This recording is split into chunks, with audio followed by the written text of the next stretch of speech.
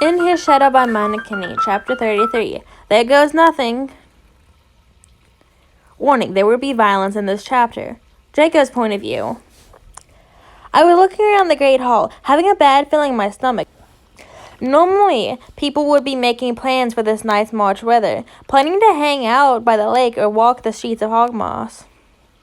But, somehow, only a few were missing from the big table in this too big hall. Professor McGonagall, the teacher that was never anxious and kept her cool at all times, was giving nervous looks around the hall. I kept one eye on Neville at all times, as his morning sickness was getting worse.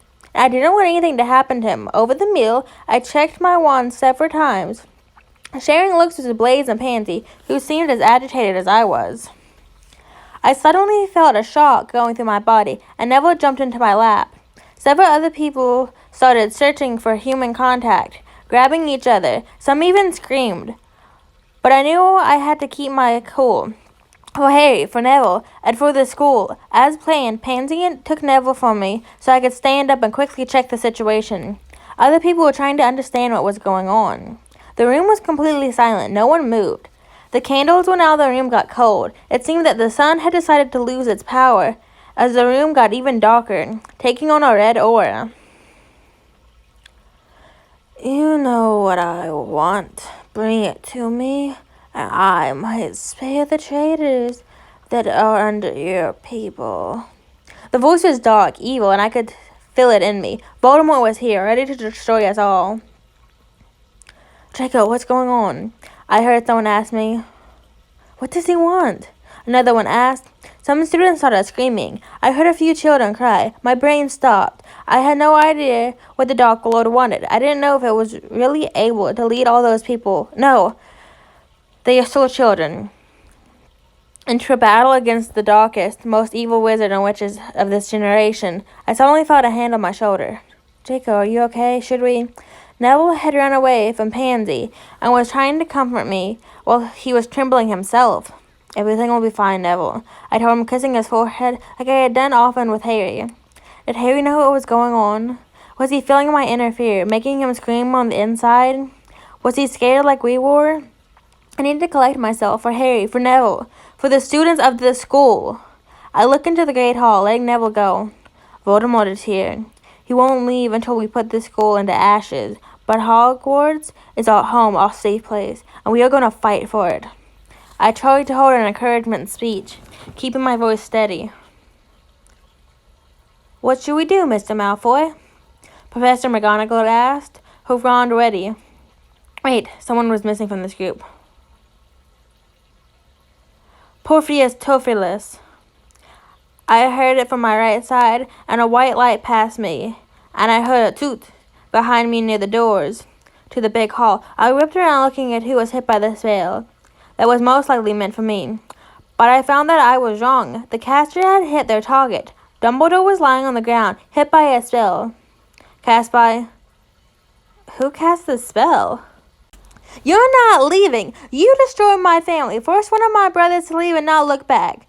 One was targeted by a fucking werewolf. My father was almost killed because of your stupid ideology. If we're going down today, you're going down with us. There stood Ginny Weasley, wand raised. She came over to me, her wand still pointing at the headmaster, and she stopped her for me. I'll take care of him. Be it the last thing I do, take care of Collins for me. She then grabbed Dumbledore, pulling him to the center of the Great Hall, and sat down next to his non-moving figure. I exhaled, grabbing my wand tighter. All students under 15, go with Neville. He will take you to a safe place. The older Omegas and those unable to fight follow Luna and Vince. They will show you what to do. The rest split up into groups of 5 and try to protect the castle. Each group should be as far away from possible as the next, but still able to see, so they don't enter unnoticed. And everyone started running from the building. Blaze, Greggs, Pansy. Come with me. Ginny, are you staying here with Dumbledore? They all nodded, Ginny giving Dumbledore a slap on the face. I opened the door to the ball, following into the halls of Hogwarts. What's going on, Draco? Do you have a plan? Pansy asked me, tying her hair up. I turned to them, seeing the determination on their faces. Pansy, you go to the bridge to the cribbage field. Grab a few others on your way. Blaze, Greg, you go to the back of the school. I'll be at the Black Lake, near the Forbidden Forest. If any of you spot the Death Eaters, send a red light. And if you won't be able to stop them, send a green one. So we know how far away they are. Then we all left in our separate Then we all split. While I was on my way, I saw a blue bubble build over the castle, filled by magic, in the center of the castle. We had thought the Omega shielding spells, so they could hold the Death Eaters away for as long as possible. I dropped to my knees, touching the ground with both hands. My father taught me how to feel the movement in the ground. As I thought, I felt the ground move, but I couldn't tell if it was coming from the lake, the creatures moving in the forest, or approaching Death Eaters. Look, we found the first traitor! I heard a voice from outside the bubble. I heard my eyes open, looking in front of me. Nice to see you too, Greyback. Seems you brought your whole pack to this get-together. I addressed the man. He kept sneering at me. How sad that you're standing on the wrong side, Malfoy. Your father would be disappointed in you. What was he talking about? Surely my father had made a mistake in the first word, but he was surely not stupid enough to make the same one again. Or was he? I sent a red light into the air so the others knew that they were here. I saw red lights coming from my right and one from my left, from behind me and from everywhere. Fuck, they had circled us. I wouldn't be able to keep them away from the castle for long. Hopefully the others had fewer people to deal with. I saw flames coming out from one side. Pansy must have burned down the bridge, so they won't be able to come from that side. I prepared to throw the first spell, knowing very well that the Omegas wouldn't be able to keep the shield forever. And I saw how spells hit the bubble over the castle. I pointed my wand at Greyback. When I saw the shield cracking down slowly, dissolving into thin air. Stupefy! I yelled, running ahead by a dozen spells. But none came. The Death Eaters were slowly sinking into the ground, arrows in their back. Wizards, we had a deer! This ground is ours, and everyone that enters will be killed. The creatures! A group of half-human, half-horses bowed their heads. There were more of them on the west side, I told them, well knowing that they had their young here, and they would kill all the Death Eaters on their way. I quickly checked the fallen over, making sure they were dead, ready to celebrate my first win. I saw a green light coming from where Blaze and Greg were, and that's when everything went crazy. I still remember that I ran through a mess of people, some fighting, others laying on the ground, unsure if they would be surviving this, or if they were taking their last breaths. For some, their hearts had already stopped beating. I was throwing spells and hexes, trying to keep the enemy away from the Omega and children. Neville had guided the little ones into the Ravenclaw common room, and as it was difficult to reach, but it was a hard-to-solve riddle under the circumstances. I remember that Blaze had been hurt already. His shoulder was bleeding, but he had been standing still. I remember standing in the black with Pansy, defending ourselves against Death Eaters.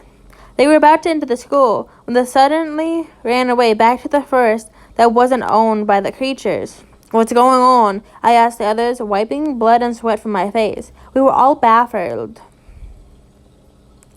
Let's bring the hurt and dead to the big hall, Greg recommended. We nodded, and I grabbed a nearby body, carrying them through the castle. How stupid had we been? They had planned all of this. We were putting our people into the ground when we heard his voice. You are so young and stupid. Do you think they ran away because they were scared? I can feel how they moved through the school on the way to the astronomy tower. Didn't you send the Omegas there to hide? How sad some of them must be. Malfoy and your little group will be next, after those worthless creatures. I couldn't believe it. I stormed over to Dumbledore, grabbing him by the collar. You told them, didn't you? You're the most terrible being on the earth, and I will end your life after I've ended Voldemort's. I told him, spitting into his face. He kept on laughing like a bad man. But then his laugh turned into a scream, and his body began to curl up, blood ran out of his mouth, his fingers beginning to cramp, and his eyes turning dull. He couldn't even survive the first 5 seconds. Charlie has endured that for 3 hours, Ginny said, tears in her eyes. Did you use an unforgivable curse? I asked the ginger. Yeah, what about it? She said, rubbing her eyes with her wrist. I'll go and protect the Omegas together with the Gryffindor house. And Draco? Rip Voldemort into shreds. I nodded, even more determined. But I knew that I needed to go alone, so I didn't tell Pansy where I was going and made my way to the forest. I saw Death Eaters everywhere, running past me. How strange. Shouldn't they attack me? But I kept running into the direction they were coming from. The air seemed to get colder. It seemed to get even darker, too. I heard voices talking a bit farther down in the forest. I followed them. When they got louder, I could decipher who was talking. They was Voldemort, definitely. And there was my Aunt Bellatrix. My face turned red out of anger when I understood who was the last person was talking. My father had decided to stand on the side of the Dark Lord. I was so disappointed. I thought he had changed, realizing what it meant to be an alpha, but he hadn't. He had betrayed me. I'm sure, my lord, I heard him say when I stepped into the clearing where Voldemort stood, together with his 20 followers. There he is. Ah, Draco, my boy, have you decided to stand on the right side? The white-haired man asked. You know why I'm here, I told him through gritted teeth. My father looked at me. I had expected him to give me a disappointed look, but he gave me a small smile, showing me his wand as if it was a signal. But I couldn't understand it. What was his wand? The one he got after he destroyed his original one when Mother died. It was made of an oak wood with a dragon core. I couldn't see the bottom of it, but I was pretty sure it was his, or it had been a trophy after he killed one of my friends. I turned back to Voldemort. Now, boy, what are you gonna do? My men just entered the tower where the Omegas are hiding. Be sure I will find a good use for them. But don't fret for that little Omega of yours, long bottom boy. I sent a special escort for him. I'm sure you're happy to know that he will have a similar fate of his parents. The Dark Lord told me, a malicious grin on his face. The Death Eater started to build a circle around us, so I couldn't escape. Do you want to join us? Be you united with your father? Sure, I can't let your Omega live for any longer. But you can have one that was taken from Durmstrang. Or would you like more than one? That was enough. He was planning to go to Durmstrang next, and if I could stop him from doing this, I would, no matter the cost. When I could make sure Harry wasn't hurt, then Neville would be reunited with Victor. Then my life would be a small price. A duel, Draco. He pulled out his wand, bowing. Come, boy, bow. I pulled my head down and up quickly, waiting for his attack. Abracadabra! I heard him yell, and I conquered it. The two green lights streaming were fighting against each other, but I knew that my dragon heartstring wand wouldn't hold a chance against his phoenix feather. I could not see where the two spells were connecting, but it was just too green. Voldemort was laughing, holding his wand tighter. The air was loaded with power, and I could feel the sound of electricity. I started to hold my wand with both hands, sending prayers to the heaven, praying that the others would be able to defend the Death Eaters. That my life wasn't for nothing. The wrestling sound got louder, and I was waiting for the impact of the strongest curse known to mankind, and the power overload. But not at my side. I saw how Voldemort was thrown back, his eyes rolling back into his head. How was that possible? He's dead! The Lord is dead! Bellatrix yelled. I know. I whispered, running a hand through my hair. You killed him! You monster!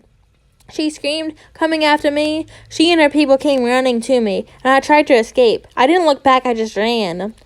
The closer I got to the castle, the louder the screaming of the students grew. I saw green lights coming from the Ravenclaw tower, Everything was lost. I dropped to my knees. I wasn't able to protect them. I didn't fulfill my duty in the end. I was useless. What would happen now? I'm sorry, Harry. I'm so sorry. I love you so much. I'm sorry we couldn't spend more time together. I'm sorry, Neville. I couldn't be the perfect older brother to you, protecting you from what was going to come. I'm sorry, Victor. I told you I would protect Neville, and I let him alone. I'm sorry, Mother, that I let Father take side with the Dark Lord again.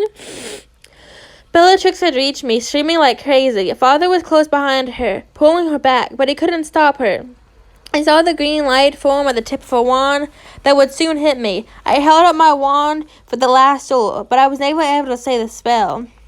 I felt a big wall of power rush past me, and I was pushed to the ground. When I looked up, there was only my father and me. Bellatrix and the Death Eaters had vanished. I saw a red wall move away from me, and I looked around. The whole school was surrounded by this wall. I was slowly pushing away, and I understood what was going on. It's Neville, I whispered. I had taught Neville an enemy vanishing spell that was fried by the nurturing emotions in a person, known as the Mother's Spell. It was extremely hard to cast, and I had not known that it could be so strong to actually cast a real one that was pushing the enemy away. And I couldn't get more nurturing feelings during this situation than when you're pregnant. That left a question. Why was my father still here? I'm proud of you, Jacob. You're not a coward like I am. I heard him say with a smile on his face. Why are you here? I asked him as he pulled out his wand. But it wasn't his wand. I know, Draco. I know what you're planning. And when the Dark Lord told me his plans, I knew what I had to do. He was so worried over the traitors that he had left him, that he had forgotten that one could still be under him.